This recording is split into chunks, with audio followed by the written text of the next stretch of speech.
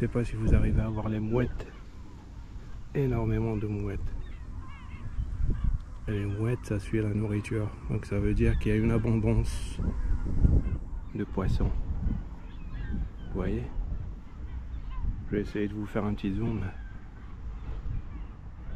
En tous les cas, mes chers frères et sœurs, j'espère que vous allez bien. J'espère que vous vous portez bien mentalement et physiquement. Moi je suis sorti pour faire un petit tour parce que c'est une journée plutôt ensoleillée. Le ciel est dégagé comme vous le voyez. Le beau ciel bleu d'Algérie. Moi je suis venu pour vous parler d'un sujet très important. Celui des devises et la chute de l'euro en Algérie et les raisons derrière cette chute. Certains disent que le square est carrément fermé, d'autres pensent que ça tourne toujours mais beaucoup plus lentement, donc il n'y aura pas de bureau de change.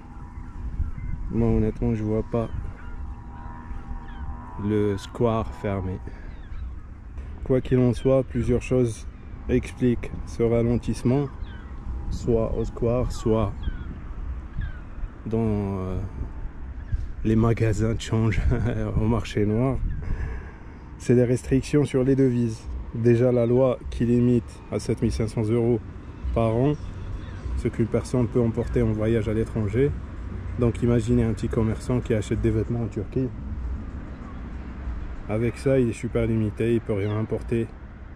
Il ne peut plus ramener autant de produits qu'avant, donc il ne cherche plus autant d'euros.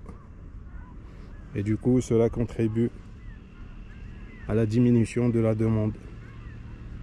Les billets d'avion aussi sont devenus trop chers. D'après ce qu'on m'a dit, il y a un commerçant qui m'a dit qu'il avait l'habitude de payer son billet d'avion à 40 000 dinars, l'équivalent de combien d'euros? Vas-y, 200 €. Maintenant, c'est passé à 90 000 dinars. C'est trop cher. Les prix de billets d'avion sont devenus exorbitants. Résultat, beaucoup de commerçants préfèrent rester chez eux. Forcément, ça aussi, ça a réduit la demande sur le marché noir. Il y a aussi ce projet d'augmenter enfin la location touristique de 100 à 750 €. Ça n'a pas été appliqué, je ne crois pas. Pas encore. En tous les cas, les gens iront directement en banque si ça sera appliqué pour changer leur dinar. Mais attention, ce n'est pas encore officiel, comme je vous l'ai dit, donc on reste en attente. Et 750 € c'est par voyageur et une fois par an. Donc c'est pour les voyageurs de dimanche. Moi je les appelle les voyageurs du dimanche. Ceux qui voyagent très rarement. 750 € honnêtement, ce sont des petits échanges. Moi je crois pas que ça va participer à la baisse de l'euro. Enfin si ça sera appliqué peut-être un peu. Aussi les voitures d'occasion bloquées. Vous savez que les voitures de moins de 3 ans c'était un bon filon pour certains. Genre on pouvait gagner pas mal d'argent sur une voiture importée. Et bien une nouvelle règle oblige les importateurs à garder leur voiture 3 ans avant de pouvoir les revendre. Donc pas étonnant qu'ils aient levé le pied sur les achats d'euros pour importer des véhicules de moins de 3 ans. Je crois que c'est la raison principale de la chute des devises. Je vous disais, enfin je vous parlais des riches convertisseurs, ceux qui ont des milliards et des milliards en dinars. Il y a les gros acheteurs de l'euro, ou les gros acheteurs d'euros, une poule d'eau. Moi je suis venu ici exprès parce que je me sens non seulement en sécurité mais à l'aise pour vous parler de des sujets d'actualité qui font l'actualité. Et en Algérie généralement il n'y a pas plus important que le marché des devises. Parce que c'est l'épargne de beaucoup d'Algériens, ceux qui préfèrent enfin ne pas garder des dinars mais des euros. Donc moi en tous les cas je vous parlais des gros acheteurs d'euros, ceux qui dorment mieux avec des billets sous leur matelas, des billets en euros bien sûr.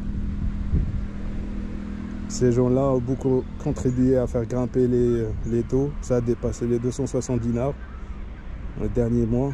d'octobre, novembre et même le début de décembre.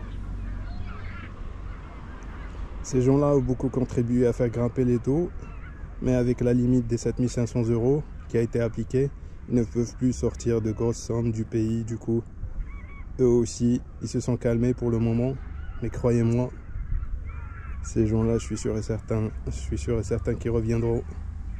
Ils reviendront tôt ou tard, probablement janvier, début janvier 2025. Ça va repartir vers la hausse. En gros, les lois dont je vous ai parlé, celle de l'allocation touristique qui n'a pas été appliquée encore, qui permet aux gens, aux voyageurs, d'aller échanger quelques dinars contre une somme limitée de 750 €. Et aussi la loi qui limite l'exportation des devises à 7500 € par personne et par voyage. Ça a freiné enfin les commerçants, ceux qui faisaient enfin des allers-retours en Europe et tout. Et du coup, ça a créé une stagnation enfin des échanges. Donc voilà, je suis convaincu que tout ça pourrait repartir bientôt. Surtout avec les gros poissons qui finiront par bouger de nouveau. Voilà les gros poissons, les milliardaires qui ont beaucoup de dinars, des milliards et des milliards. Et qui vont recommencer tôt ou tard à échanger leurs dinars. Et du coup ça va rediminuer, ça va diminuer l'offre. Voilà mon point de vue. Peut-être que je me trompe, mais en tous les cas, moi, avant de venir vous parler de quelque chose, je fais quelques recherches. Enfin, je consulte quelques sources plutôt fiables. Donc, les taux varient beaucoup d'une ville à l'autre.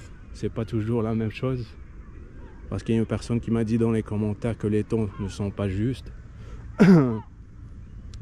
Parce qu'à Alger, apparemment, l'euro s'échange à un taux plus élevé.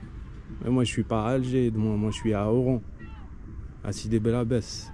Voilà les taux. Dites-moi dans les commentaires enfin s'il y a une différence dans les taux.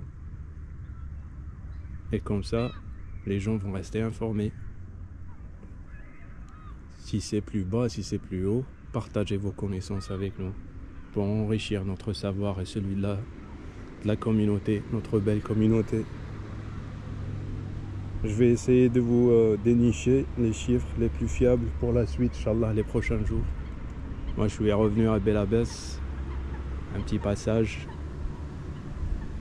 Et on va repartir dans une autre aventure à Oran, Inch'Allah, en espérant que vous allez bien. On va faire quelques vidéos à Sidi Bel Abbès, peut-être 2 vidéos, et après on va repartir, Inch'Allah. Vous refaire découvrir des endroits à Oran